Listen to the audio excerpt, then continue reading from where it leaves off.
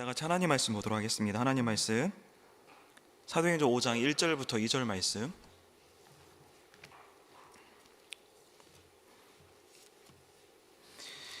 오늘 우리 설교 제목 함께 읽도록 하겠습니다. 거짓된 믿음의 가면을 벗으라. 네, 사도행전 5장 1절부터 2절인데 우리 함께 한 목소리로 읽도록 하겠습니다. 시작. 하나니아라는 사람이 그의 아내 삽비라와 더불어 소유를 팔아 그 값의 얼마를 감춤해 그 아내도 알더라. 얼마 가져다가 사도들의 발 앞에 두니. 아멘. 여기까지만. 네, 2절까지만. 여러분의 봄이 되면은 진달래와 개나리 같은 꽃이 핍니다. 우리는 이러한 꽃들을 보면서 따뜻하고 포근한 봄 기운을 느끼게 되는데 우리 향하신 하나님의 사랑은 이보다 더 따뜻하고 포근할 줄로 믿습니다. 그런 의미에서 우리 옆 사람과 이렇게 인사하기 원합니다. 하나님의 사랑으로 가득한 따뜻한 봄날 되세요. 네, 우리 앞뒤 사람 인사하는데 예수님의 사랑으로 꼽히는 봄날 되세요. 네. 우리의 손에는 모두 하나님의 따뜻하고 포근한 사랑이 또 충만하고 또 충만하기를 주님으로 축복합니다. 아멘. 오늘날 스마트폰은 더 이상 선택이 아닌 필수품이 되어 버렸습니다. 어린 아이에서부터 나이 드신 어른에까지 거의 모든 세대가 스마트폰을 손에 쥐고 살아갑니다. 그러다 보니까 스마트폰은 우리 일상에서 뗄래야 뗄 수 없는 중요한 도구가 되어 버렸습니다. 스마트폰 사용이 생활화되면서 여러분들 페이스북 그리고 인스타그램 그리고 틱톡과 같은 개인 SNS를 통해서 자신의 삶을 손쉽게 공유하게 되었습니다. 여러분 페이스북 아시죠?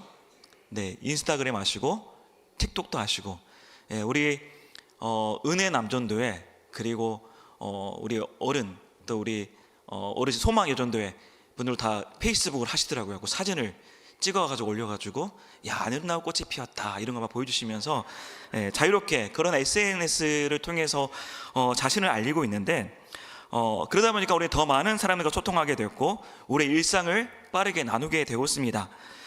스마트폰으로 인해서 과거에 좁은 범위에서 이루어졌던 그런 소통이 이제는 시간과 공간을 구애받지 않고 다양한 사람들과 소통하게 되었습니다. 근데 문제는 많은 사람들이 자신의 진실의 모습을 감추고 개인 SNS에서 화려하게 꾸며진 가면을 뒤집어 쓰고 자신의 일상을 보여준다는 겁니다. 다른 이들의 관심을 받기 위해서, 칭찬을 받기 위해서 자신의 외모뿐만 아니라 삶까지도 가장하게 꾸미고 있습니다. 이는 보이는 이미지를 중요시하는 SNS 문화 속에서 더 나은 모습을 보여주려고 하는 개인적인 욕심에서 비롯된 것입니다. 최근 허언증 환자가 늘어나고 있다고 하는데 외적인 이미지를 긍정적으로 받아들이는 사회 분위기 속에서 자신도 모르게 거짓된 화려한 가면을 쓰게 되는 것 같습니다. 그리고 그 가면에서 자신의 본래의 모습을 감추고 아무렇지 않게 살아가고 있다라는 겁니다. 이러한 삶이 계속되면 어떻게 되겠습니까? 자기의 본래의 모습, 자기의 자아는 사라질 수밖에 없는 겁니다. 여러분 허언증이 심해지면 사기꾼이 되어지는 것이고 범죄자가 될 수도 있는 겁니다. 분명히 자기 자신을 꾸미는 것은 중요합니다. 자기 자신을 꾸미고 표현하는 것은 자존감을 높이고 사회생활을 원만하게 하기 때문입니다. 하지만 그래서 너무 치우치게 되면 거짓된 가면을 쓰고 살아갈 수밖에 없다라는 겁니다. 자신의 본래 모습이 아니라 거짓된 모습으로만 살아갈 수밖에 없습니다. 우리의 믿음의 사람도 이러한 거짓된 가면을 쓰고 살아간다면 이 거짓된 가면을 가감하게 버려내야 됩니다. 우리는 다른 이들을 속이는 자가 아니라 진실한 하나님의 백성이기 때문입니다. 우리는 세상의 얽매이기보다는 하나님 앞에 온전한 모습으로 살아가야 합니다. 우리의 가치는 겉으로 보이는 화려함이 아니라 하나님을 향한 신실한 믿음입니다. 하나님은 세상의 화려함보다 우리의 진실하고 정직한 믿음의 모습을 원하십니다. 그렇다면 우리는 세상의 거짓된 가면을 벗고 하나님이 원하시는 거짓 없는 진실한 믿음의 삶을 살아가야 할 줄로 믿습니다. 오늘 우리가 살펴본 사도행전 5장에도 하나님에 향한 진실한 믿음보다 거짓된 가면을 쓰고서 자신을 포장했던 두 사람이 나옵니다. 이들은 초대교회 성도들로서 사도들과 교회 앞에 헌신된 자로 보이고 싶었습니다. 이들이 누구입니까? 바로 아나니아와 삽비라 부부입니다. 아나니아가 남편이고 삽비라가 아내입니다. 이들 부부에게는 욕심이 있었습니다.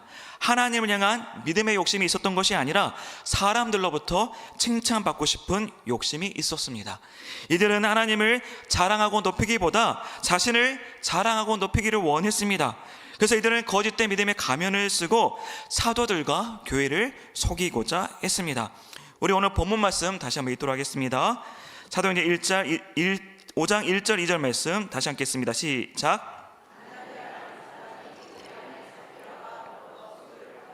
그 값에 얼마를 감추매 그 안에도 알더라. 얼마만 가져다가 사도들의 발 앞에 두니. 아멘. 네, 아나니와 삽비라는 교회를 결단합니다. 어떤 결단입니까? 자신의 소유를 팔아 교회와 성도들을 위해서 헌신하겠다는 결단을 내립니다. 하지만 이들의 헌신과 결단은 하나님을 향한 신실한 믿음에서 비롯된 것이 아닙니다. 교회와 성도들을 사랑하는 마음에서 우러나온 것이 아닙니다. 이들의 헌신과 결단은 다른 믿음의 성도들에게 인정받기 위한 거짓된 것이었습니다. 이들 하나님을 기쁘시게 하기보다는 사람들로부터 칭찬받기 위해서 거짓된 믿음의 가면을 둘러썼던 겁니다. 이들이 이렇게 행한 원인과 동기는 이들에 앞서서 믿음의 선한 행위를 했던 바나바의 거룩한 신이 있었기 때문입니다. 여기서 바나바는 우리가 잘 알고 있는 바울의 동역자인 바나바와 동일 인물입니다. 바나바는 초대교회 일꾼으로서 자신의 모든 소유를 교회와 복음 선교를 위해서 헌신했습니다. 그는 예수님의 성품을 닮은 자로서 섬기고 돕는 일이 몸에 배어 있었습니다. 사도행전 4장 36절과 37절의 말씀인데 함께 읽도록 하겠습니다. 시작. 그부로에서 난 레위 사람이 있으니 이름은 요셉이라. 사도를 일컬어 바나바라. 번역하면 위로의 아들이라 하니 그가 밭이 있음에 팔아 그 값을 가지고 사도들의 발 앞에 두니라. 아멘. 초대교회의 성도들의 특징 중에 하나가 서로 한 마음과 한 뜻으로 서로의 물건을 통용하고 재산과 소유를 팔아서 각 사람의 필요를 따라 나누어 주었다라는 그러한 특징을 갖고 있었는데, 바나바도 이를 따라서 자신의 밭을 팔아 그 전부를 사도들의 발 앞에 내놓았습니다. 억지로 마지못해 내놓은 것이 아니라 헌신된 마음으로 자발적으로 내놓았습니다. 아마도 그의 헌신은 초대교회 성도들의 귀감이 되었을 겁니다. 그뿐 아니라 많은 이들로부터 칭찬을 받았을 겁니다. 바나바, 고맙습니다. 당신의 헌신으로 말미암아 어려운 성도들이 큰 도움을 받게 되었습니다. 바나바의 헌신은 초대교회를 세우는 일에 있어서 하나님의 크신 힘이 되었을 겁니다. 이러한 바나바의 헌신을 누가 보았냐? 바로 아나니아와 삽비라가 보았다라는 겁니다.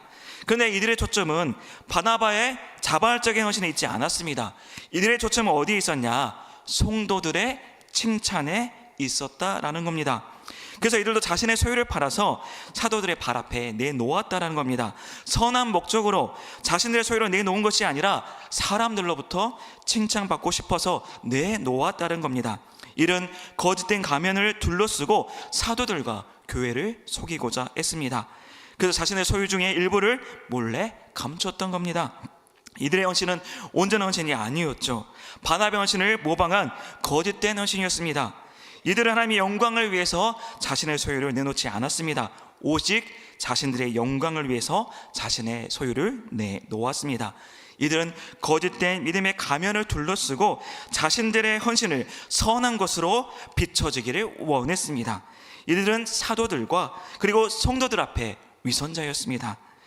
그래서 성도님들, 사람은 속일 수 있지만 성령 하나님은 속일 수 없습니다. 여러분, 하나님은 어떤 분입니까? 전능하신 분입니다. 모든 것을 다 알고 계신 분입니다. 그렇다면 당연히 하나님께서 아나니아와 삽비라의 거짓과 위선을 알고 계셨습니다. 거짓된 믿음의 가면 속에 감추어진 그들의 악한 마음을 알고 계셨습니다.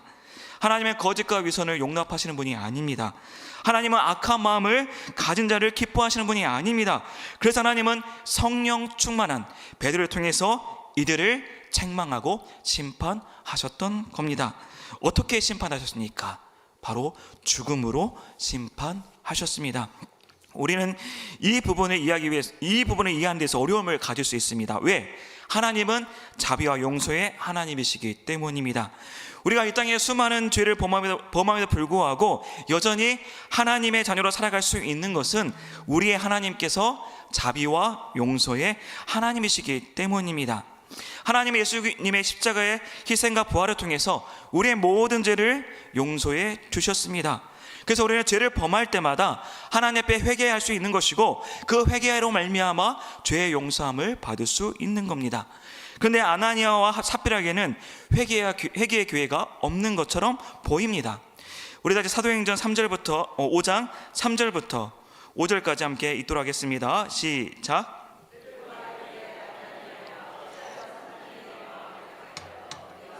성이고 땅값을 얼마를 감추었느냐? 땅이 그대로 있을 때에는 내 땅이 아니며 판 후에도 내 마음대로 할 수 없더냐?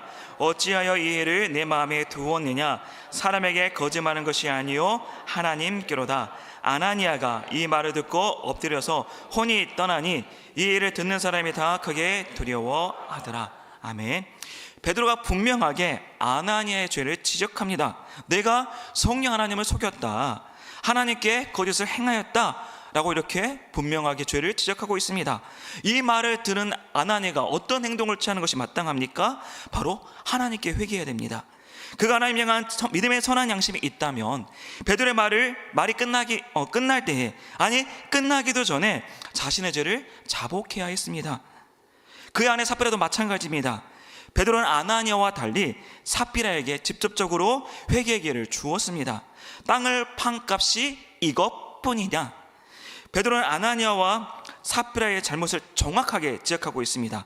베드로의 질문의 의도는 무엇이냐? 너의 거짓을 알고 있다, 그러니까 이실직고 해라. 바로 이런 말씀의 의미를 갖고 있다는 겁니다. 그렇다면 삽비라가 어떻게 행동하는 게 마땅합니까? 당연히 자신의 거짓, 자신의 죄를 가감없이 고백해야 됩니다.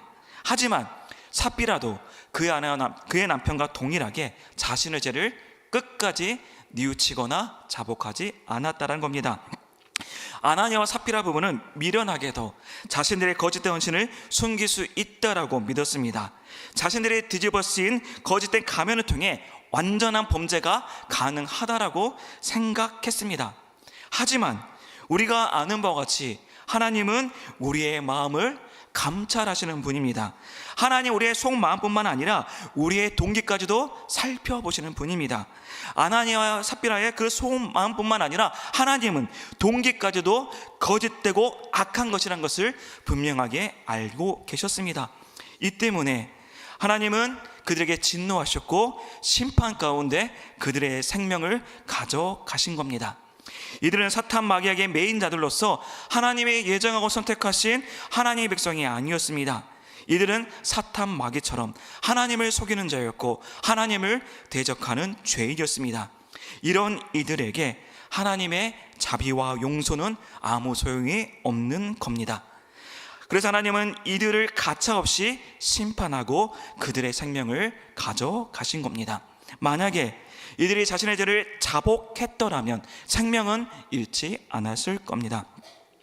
우리가 오늘 아나니아 삽비라 부부의 사건을 통해서 두 가지 중요한 영적 교훈을 깨달을 수 있는데, 어떤 영적 교훈이냐? 첫째, 하나님은 우리에게 진실된 믿음을 원하신다라는 겁니다. 앞에서 계속 강조했지만 하나님은 정직하고 진실한 믿음을 우리에게 원하십니다. 하나님 우리를 사랑하시기 때문에 우리 가운데 귀한 선물을 주었는데, 어떤 선물이냐? 바로 믿음을 선물로 주셨습니다. 우리가 예수님을 믿을 때에 하나님이 주신 믿음 안에서 예수님을 믿는 겁니다. 그리고 그 믿음으로 말미암아 그리스도인으로 성도로서 살아갈 수 있는 겁니다. 무슨 말이냐? 우리 믿음의 주체는 우리가 아니고 바로 하나님이시라는 겁니다. 믿으십니까? 아멘. 다 같이 믿음으로 고백하기 원하는데, 우리 믿음의 주체는 우리가 아니라 하나님이십니다. 우리 믿음의 주체는 우리가 아니라 하나님이십니다. 이 믿음의 흔들림이 없기를 주님으로 축복합니다. 아멘. 여러분, 우리가 하나님 앞에 믿음으로 나아간다면 우리의 믿음의 행동도 신실하게 정직하게 나타나야 됩니다. 바로 거짓 없이 정말 죄악된 모습 없이 하나님 앞에 의로움으로 나아갈 수 있어야 됩니다. 오늘 바나바가 자신의 밭을 팔아 그 값을 사도들 앞에 내놓은 것은 칭찬받기 위함이 아니었습니다. 그는 하나님을 믿는 믿음 안에서 교회와 성도들을 섬기고자 자신의 소유를 아낌없이 내놓았습니다. 바나바의 헌신에는 하나님을 향한 진실한 믿음이 전제되어 있었다라는 겁니다. 성도들을 향한 하나님의 사랑이 밑바탕이 되었다라는 겁니다. 그의 헌신은 단순히 물질적인 나눔을 넘어서 하나님을 믿는 믿음 안에서 하나님의 사랑을 실천하는 삶의 표현이었다라는 겁니다. 예수님께서 우리 외친이 자신의 모든 것을 희생하셨던 것처럼 바나바도 자신의 모든 것들을 하나님 앞에, 주의 몸된 교회 앞에, 성도들 앞에 헌신하고자 했다라는 겁니다. 그래서 바나바는 바라지 않았지만 교회와 성도들로부터 칭찬받았다라는 겁니다. 그의 헌신은 교회의 공동체 안에서 아름다운 신앙의 본이 되었다라는 겁니다. 하지만 아나니아와 삽비라 부부는 바나바와 달리 거짓된 믿음의 가면을 쓰고 있었습니다. 이들은 하나님을 믿는 믿음 안에서 자신의 소유를 내놓지 않았습니다. 이들이 진정으로 하나님을 믿는 믿음의 사람이었다면 절대로 자신의 밭을 판 값의 일부를 감추지 않았을 겁니다. 교회와 성도들을 속이는 일을 행하지 않았을 겁니다. 우리가 여기서 분명히 알아야 할 것은 믿음은 흉내내는 것이 아니라는 겁니다. 믿음은 다른 이들을 따라하는 것이 아니라는 겁니다. 믿음이 흉내내고 따라할 수 있는 거라면 하나님을 믿지 않는 사람들도 비슷하게 따라할 수 있습니다. 믿음 없이 교회 나올 수 있고, 믿음 없이 예배 드릴 수 있고, 믿음 없이 찬양 부를 수 있다라는 겁니다. 제 친구 중에 교회를 다니지 않으면서 복음 찬양을 좋아하는 친구가 있었습니다. 그래서 이제 복음 찬양을 들으면서 곧잘 흥얼거렸는데 아무래도 저와 같이 다니니까 자연스럽게 복음 찬양을 접했던 것 같습니다. 그런데 이 친구가 복음 찬양뿐만 아니라 뭐 또 좋아했냐? 찬불가도 좋아했습니다. 여러분, 찬불가가 뭔지 아십니까? 죄송합니다. 네, 부처를 높이는 노래가 찬불가입니다. 예, 제가 이 친구의 모습을 보면서 정말 어이가 없었는데, 만약 제 친구의 이런 모습을 모르는 사람들이 복음 찬양을 듣고 흥얼거리는 모습을 보면서 어떻게 생각하겠습니까? 당연히 믿음의 사람이라고 생각할 수 있습니다. 교회를 다니는 성도로 생각할 수 있습니다. 하지만 믿음의 사람은 신앙의 모습으로 판단할 수 없습니다. 제 친구가 복음 찬양을 아무리 좋아한다 하더라도 진짜 하나님을 믿는 믿음의 사람이 될 수 없다라는 겁니다. 성경에도 이러한 거짓된 모습을 경고하고 있는데, 우리 이사야 29장 13절의 말씀 함께 읽도록 하겠습니다. 시작.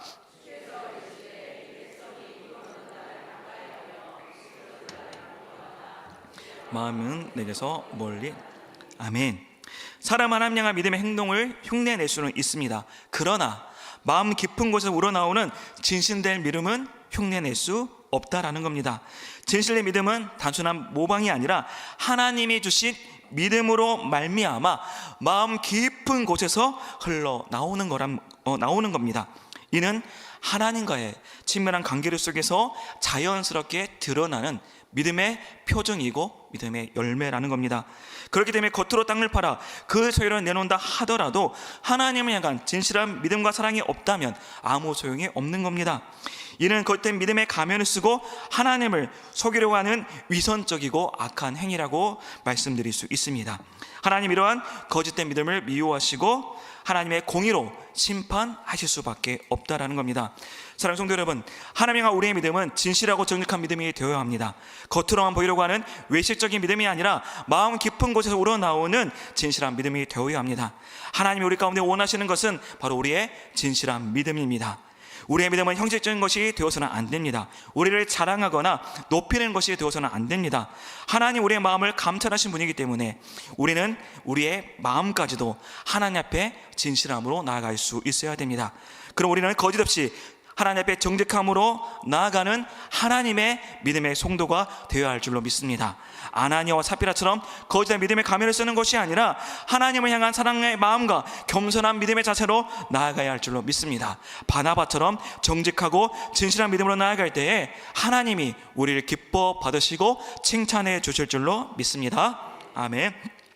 아나니아 삽비라 부부 사건을 통해서 깨달을 수 있는 영적 교훈은 두 번째, 하나님의 교회 공동체가 온전하게 세워지기를 원하신다라는 겁니다. 초대교회는 성령 하나님의 은혜 가운데 크게 부흥하고 성장하게 되었습니다. 성도들 모두 하나님을 진실하고 정직하게 믿었으며 너나 할 것 없이 복음 정도에 매진했습니다. 초대교회 성도들은 성령 하나님 안에서 하나가 되었고 함께 친밀한 교제를 나누고 함께 자신의 소유를 나누고 함께 서로를 위해 기도하고 함께 하나님을 높이고 찬양했습니다. 초대교회 성도들은 개인의 유익을 위해서 교회와 성도를 섬긴 것이 아니라 오직 하나님의 유익을 위해서, 주의 몸된 교회의 유익을 위해서 헌신하는 믿음의 사람들이었습니다. 그들은 하나님의 영광을 위해서 자신의 주어진 모든 일들을 최선을 다해 감당해 나아갔습니다.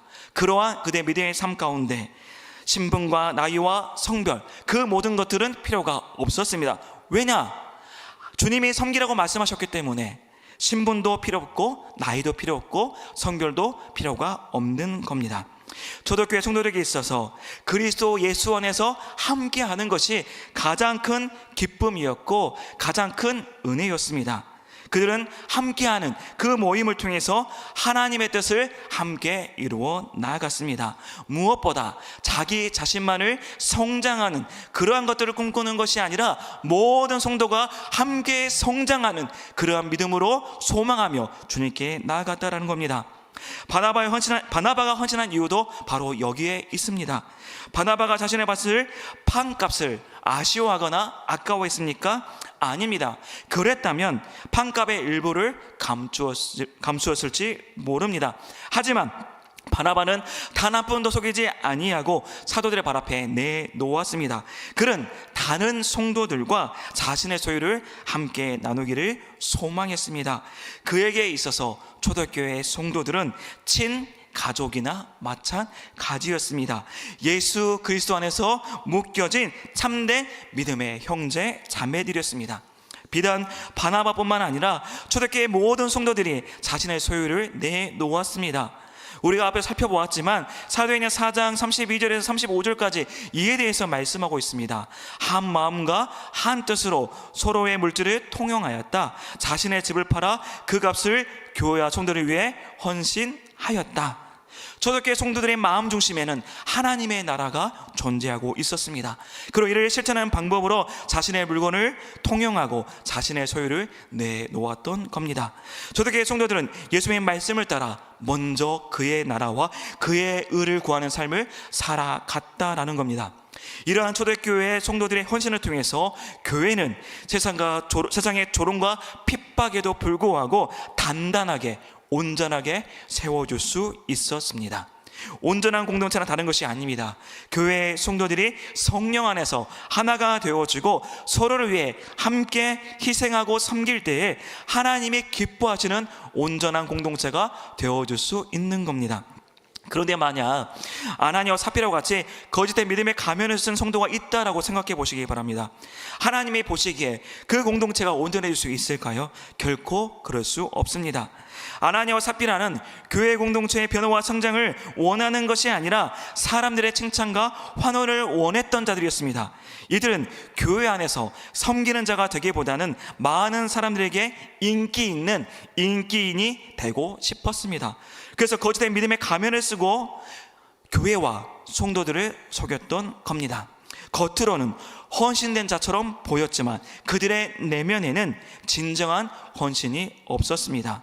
겉으로 드러나는 모습으로만 교회 공동체가 온전해질 수는 없는 겁니다. 하나님이 원하시는 공동체, 온전한 공동체는 모든 성도가 예수 그리스도 안에서 하나가 되어지고 거짓 없이 서로의 것을 나누고 하나님의 영광으로 나아갈 때에 온전한 공동체가 될 수 있다라는 겁니다. 아나니아와 삽비라처럼 외적인 헌신만 집중하고 내면의 변화가 따르지 않는다면 그 공동체는 온전한 공동체가 될 수 없습니다. 이들은 초대교회를 온전케 하는 데 있어서 걸림돌이 되었고 성도들에게 거짓을 버티는 암세포와 같은 존재가 될 수 있었습니다. 여러분들, 암세포는 어떻게 해야 됩니까? 내버려 둬야 됩니까? 그래서는 안 됩니다. 암세포는 시간이 지날수록 정상적인 세포를 파괴하고 결국에 몸 전체를 또한 병들게 하고 죽음에 이르게 합니다. 그렇다면 교회 공동체를 훼손하는 암세포 같은 존재가 있다라고 하면 어떻게 하게 됐습니까? 당연히 쳐낼 수밖에 없다라는 겁니다. 교회 공동체를 온전히 세우기 위해서 하나님께서 그들을 쳐낼 수밖에 없다라는 겁니다. 아나니아와 삽비라는 교회 공동체의 암적인 존재로서 교회 공동체를 훼손하고 있었기 때문에 하나님은 가감없이 그들을 쳐내고 죽음으로 심판했다라는 겁니다. 사실 그들은 하나님 앞에 구원받은 백성이 아니었습니다. 그들은 교회 안에 있는 거짓된 성도였고 하나님을 속이는 죄악에 매여있던 사탄마귀의 종이었습니다. 하나님은 반드시 교회 공동체가 온전히 세워지기 위해서 그들을 심판하시고 생명으로 그들을 가져가신 겁니다. 사랑하는 성도 여러분, 교회 공동체가 온전히 세워지기 위해서는 하나님을 향한 진실한 믿음과 그 믿음을 따르는 헌신이 있어야 됩니다. 사람의 칭찬받고 인정받기 위한 헌신은 교회 공동체를 온전하게 세울 수 없습니다. 우리 내면에서부터 우러나오는 진실한 믿음과 또한 사랑만이 교회 공동체를 온전하게 세워 나아갈 수 있습니다. 그렇다면 사랑하는 성도 여러분, 아나니아와 삽비라가 썼던 거짓된 믿음의 가면을 가감하게 벗어버리시기를 부탁드립니다. 바나바처럼 진실하고 정직한 믿음으로 하나님 앞에 헌신하시기를 주님의 이름으로 축복합니다. 말씀을 마무리합니다. 저와 제 아내는 진실함과 정직함으로 서로를 사랑해야 됩니다. 서로 돕고 격려하며 함께 가정 공동체를 세워 나가야 합니다. 부부 관계에 있어서 가장 중요한 것은 서로에게 거짓이 없어야 한다는 겁니다. 부부는 서로의 사랑을 머금고 살아간다고 하지만 그 사랑의 밑바탕에는 무엇이 있어야 되냐? 진실함이, 정직함이 있어야 합니다. 서로에 대한 신뢰와 투명함 없이는 진정한 사랑을 이룰 수 없습니다. 부부관계도 이루어할진데 교회 공동체는 더할 수밖에 없다라는 겁니다. 아니, 교회 공동체야말로 진실함과 정직함이 필수적인 것이 되어야 합니다. 그럼 우리는 아나니아 삽비라처럼 거짓된 믿음의 가면을 경계해야 됩니다. 만약 거짓된 가면을 쓰고 있다면 가감하게 벗어버려야 됩니다. 우리가 하나님을 믿는다고 하면서 그 믿음의 행위가 아나니아와 삽비라처럼 거짓되고 위선된 것이 된다면 하나님과의 친밀한 관계는 이루어질 수 없습니다. 우리는 바나바처럼 하나님 향한 진실하고 정직한 믿음으로 헌신해야 됩니다. 무엇을 바라는 헌신이 아니라 오직 하나님과 주의 몸된 교회를 섬기는 아름다운 헌신이 되어줘야 합니다.